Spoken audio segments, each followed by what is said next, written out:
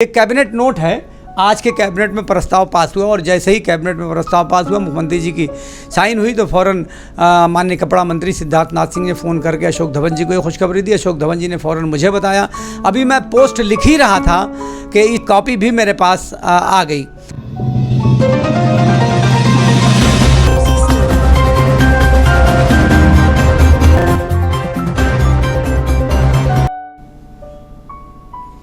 नाज़रीन आदाब, मैं अरशद जमाल बुनकर यूट्यूब चैनल आपकी बात से आपसे मुखातब हूँ। जैसा कि आप जानते हैं कि काफ़ी दिनों से एक मामला चल रहा था कि 2006 के जो शासनादेश था बुनकरों को किसानों की तरह से फ्लैट रेट पर विद्युत दिए जाने का, उसको मौजूदा सरकार ने 4 दिसंबर 2019 को समाप्त करके रीडिंग सिस्टम पे बिल देने का भुगतान करने का एक नियम बना दिया था। उसके तहत 120 यूनिट तक 60 इंच से कम लूम वालों को और 240 यूनिट तक 60 इंच से ऊपर पावर लूम वालों को 3.5 रुपये फ़ी यूनिट के एतबार से सब्सिडी देनी थी, जो बुनकरों को मंजूर नहीं थी। बुनकरों के जो हालात पिछले कुछ सालों में रहे हैं कि सारे लूम पावर लूम बिकने लगे थे। बुनकर अपना गांव और शहर छोड़कर दूसरे शहरों में काम करने के लिए जा रहे थे। बहुत से लोग सऊदी अरब या गल्फ़ कंट्रीज़ में चले गए। मगर जब से बिजली का रेट सस्ता हुआ, फ्लैट रेट पे बिजली हुई, तब से पावर लूम पर फिर भी जो कुछ काम बंद हो गया था वो फिर से चालू हो गया था और बुनकर कुछ खुशहाल हो गया था। बुनकरों के बच्चे स्कूल जाने लगे थे, स्वास्थ्य की व्यवस्था भी उनके होने लगी थी। मगर मौजूदा सरकार ने 4 दिसंबर को जो आदेश जारी किया उसकी वजह से बिल्कुल पूरे बुनकरों के अंदर बेचैनी फैल गई और तब से लगातार बुनकर इस सरकार के जो मंत्री हैं या और जो लोग भी हैं उनसे प्रयास करते रहे कि उनसे बातचीत की जाए।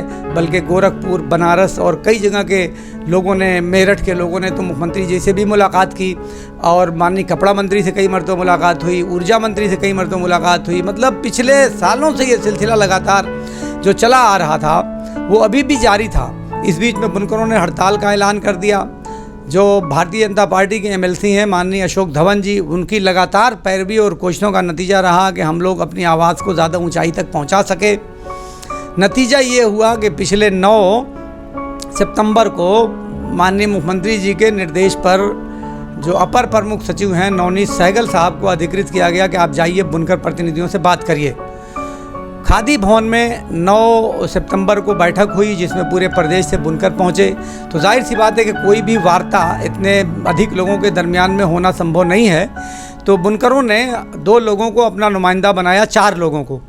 एक तो बुनकर फोरम की तरफ से प्रदेश अध्यक्ष होने के नाते मुझे और बुनकर सभा के प्रदेश अध्यक्ष होने के नाते हाजी इफ्तिखार साहब को और भारतीय जनता पार्टी के एमएलसी अशोक धवन जी को, मेरठ के विधायक रफ़ीक अंसारी साहब, इस 4 लोगों को अधिकृत किया बात करने के लिए और हम लोगों की बात का सिलसिला चला और ये बातचीत पूरे दिन जारी रही। शाम होते होते जाके अंत में फिर निर्णय ये हुआ कि बर वक्त जो व्यवस्था 2006 से चली आ रही थी यानी 72 रुपये प्रति लूम वाली, उस व्यवस्था को लॉकडाउन को ध्यान में रखते हुए जुलाई तक कर दिया जाए और ताकि जो इस बीच में बुनकरों के पावर लूम बंद रहे हैं तो वो कर्जदार न हो। और तो ये उस पर सहमति बनी थी कि जुलाई, ठीक है, जुलाई तक इस पे बात की जाएगी। उसमें नवनीत सहगल साहब हम लोगों से बात करके 2 मरतबा गए, माननीय मुख्यमंत्री जी से बात किए, बात करके फिर आए और एक ये चीज़ तय हो गई कि ठीक है जुलाई तक इसको लागू किया जाएगा, जुलाई से लागू किया जाएगा नई व्यवस्था को। और नई व्यवस्था के लिए तय हुआ था कि जो भी नई व्यवस्था बनेगी, यानी जो 2006 का शासनादेश था वो सरकार को मंजूर नहीं था। सरकार का ये कहना था कि जो 150 करोड़ रुपए की सब्सिडी थी वो सब्सिडी बढ़कर 950 करोड़ रुपए सालाना की हो गई है। तो सरकार का कहना था कि इसमें विद्युत विभाग या बुनकरों के नाम पे जो गैर बुनकरों ने कनेक्शन ले रखा है तो बिजली की बड़े पैमाने पे इसमें चोरी हो रही है।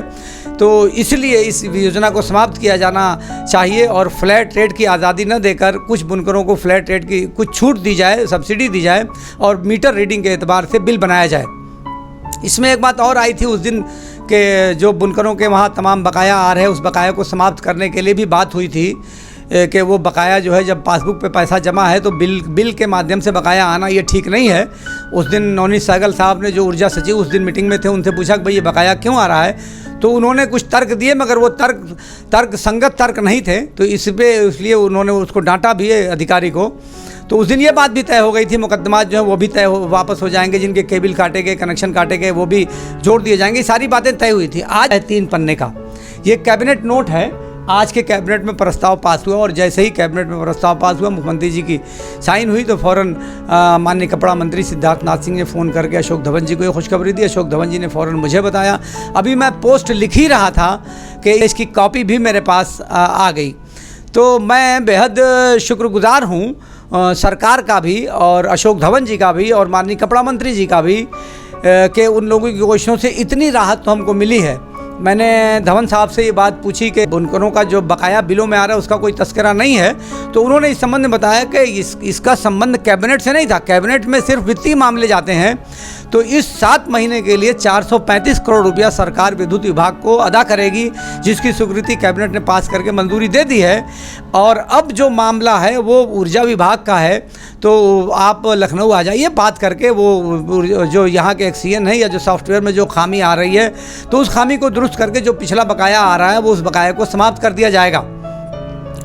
दूसरी बात यह है कि सबसे अहम बात जो है वो ये है कि अभी तो ये एक आर्जी रिलीफ हमको मिली है कि लॉकडाउन के इस ज़माने में या बुनकरों के इत्तेहाद की वजह से सरकार ने इतनी बात मानी है कि उस पुराने शासनादेश को इन्होंने जुलाई तक बढ़ा दिया है।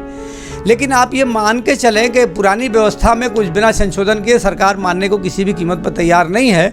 तो मैंने धवन साहब से बात की कि ऐसा ना हो कि सरकार फिर कोई शासनादेश जारी कर दे, तो बुनकरों की संतुष्टि लेके ही नया शासनादेश जारी करे।